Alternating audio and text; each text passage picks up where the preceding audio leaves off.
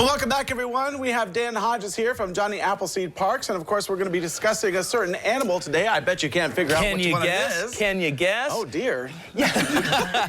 This is a white-tailed deer. You know, I'm really excited because this is, first of all, it's a great time to see deer. They're all around. Right now, they're still kind of at the end of the breeding season, so sometimes the males are, you know, kind of chasing those females around a little bit. Be careful on the roads, by the way. Oh, yeah. But the white-tailed deer is a really interesting animal, and here in Ohio, it's a really it's a great way to appreciate nature and to kind of understand what's happening in our natural world, because this is the largest hoofed animal in Ohio, and you know, in the early 1900s, we actually extirpated it from the state. We didn't have any deer at all, and so we've seen deer make a comeback over the last 100 and some odd years, and to a number where now we almost have perhaps more deer than our habitats can sustain.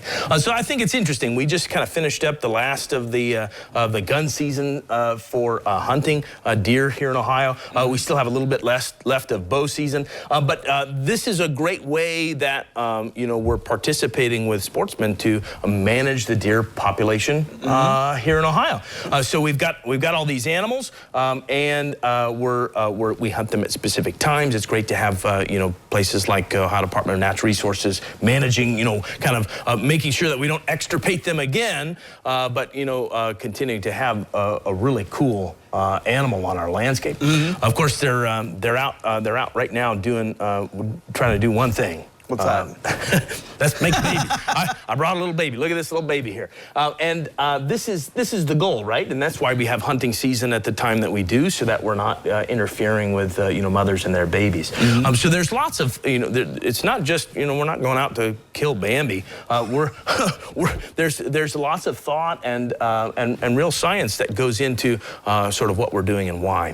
One of the reasons I like to talk about deer now is, first of all, you know, without the leaves on the trees, sometimes it's a little easier to see deer. So you take every morning on the way to the studio. Okay. It's easy to see them on the road. But no, even in the woods, sometimes, you know, you take a hike, and even in the weather like we've had this last week, you know, you take a hike and you see deer or deer sign, right? You can see their prints in the snow or in the mud. One of the cool things, though, I think to look for at the end of the winter, as we're kind of moving into, you know, into midwinter here, is their antlers. So this is a fascinating thing. Deer grow their antlers every year. It's only the males that are growing them, and they grow them from this area right here. This is a spot called the peduncle here, and this whole section, all this dark colored bone here, this is all new growth. Every year they grow this whole set. This is solid bone, by the way. What an interesting study. We're scientists looking into, you know, how they're growing this, you know, for our, you know, osteoporosis and other bone diseases in humans. How does this work? But this is all growing, and in the mid winter to late winter, they're going to start shedding those. So it forms a barrier right at the base of that peduncle, and it essentially cuts off the bone, and it drops its antlers in midwinter, and so that becomes a great calcium source for animals chewing on those bones. It becomes a kind of a treasure hunt for some people, if you're able to you know, find a woods you can get off trail and collect things from. We don't want you to collect things from the park, but this is a really cool thing, a great way to appreciate deer. You know, you didn't have to hunt it to find this antler, because it fell off naturally, and every year all of those antlers end up on the ground. A lot of animals trying to nibble on those. A lot of people trying to find them too. Yeah, they're huge. Some of them are huge. Well, it's fun too, because sometimes they'll end up wandering around with only one antler for a little while before it drops off. Usually within 48 hours. You go ahead. No, I'm actually wondering about the teeth as well, because I've never seen deer teeth. Well, yeah, so this is really interesting. They actually don't have top teeth on the front. They just have top teeth, or they just have bottom teeth.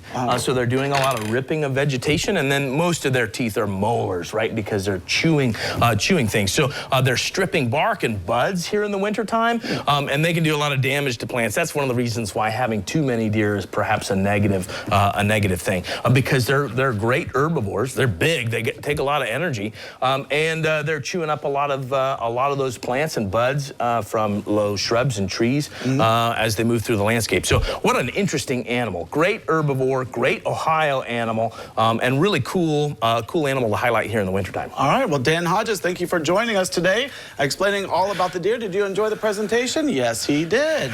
So he's nodding yes. That's good. All right, well, don't go away. We have more when we return.